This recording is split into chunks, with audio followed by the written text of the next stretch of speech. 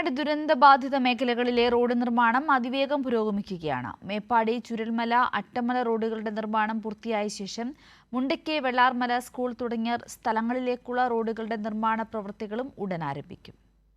ദുരന്ത മേഖലകളുടെ പുനർനിർമ്മാണം ലക്ഷ്യമിട്ട് മലയോര പാതയുടെ ഭാഗമായ മേപ്പാടി ചൂരൽമല റോഡ്, ബെയിലി പാലവുമായി ബന്ധിപ്പിക്കുന്ന അട്ടമല റോഡ് എന്നിവയുടെ പ്രവൃത്തി ദ്രുതഗതിയിൽ പുരോഗമിക്കുകയാണ്.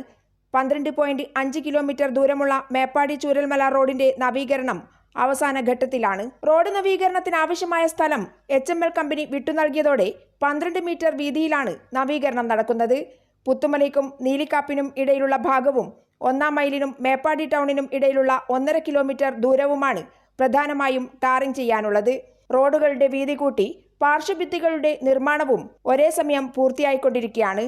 ഉരുൾപൊട്ടലിൽ തകർന്ന അട്ടമല ചൂരൽമല റോഡിന്റെ നവീകരണവും ഫെബ്രുവരി അവസാനത്തോടെ പൂർത്തീകരിക്കാനാവുമെന്ന പ്രതീക്ഷയിലാണ് അധികൃതർ.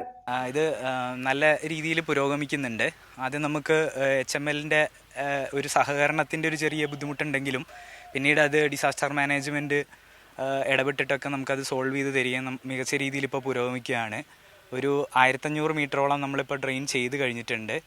ഏതാണ്ട് അത്രയും തന്നെ DR ചെയ്ത് കഴിഞ്ഞു. ഇനി സ്റ്റാർട്ടിങ്ങിൽ കുറച്ച് ദൂരം മാത്രമാണ് ചെയ്യാനുള്ളത്. 7 കൾവേർട്ടുകൾ നമ്മൾ കംപ്ലീറ്റ് ചെയ്തിട്ടുണ്ട്. ഈ ഒരു മാസം അവസാനത്തോടു കൂടി കംപ്ലീറ്റ് ചെയ്യാൻ വേണ്ടിയിട്ടുള്ള ഒരു രീതിയിലാണ് നമ്മൾ വർക്ക് മുന്നോട്ട് കൊണ്ടുപോകുന്നത്. 9 കോടി രൂപ ചെലവഴിച്ചാണ് പ്രവൃത്തി നടക്കുന്നത്. Mundakkai, Punchirimattom, Vanarani government LP school, 8-ാം number Vellarmala school റോഡുകളുടെ പ്രവൃത്തിക്കായി 15 കോടി രൂപയും അനുവദിച്ചിട്ടുണ്ട്. ഇതിന്റെ നിർമ്മാണവും ഉടൻ ആരംഭിക്കും. കൈരളി ന്യൂസ്, വയനാട്.